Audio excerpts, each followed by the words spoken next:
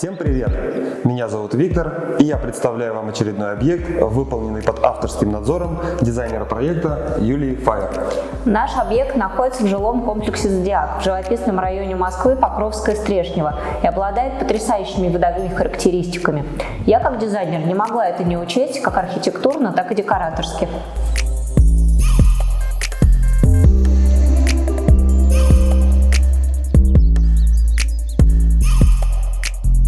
Чтобы визуально не резать пространство, в районе рабочей зоны кухни плитка вмонтирована в паркетные модули.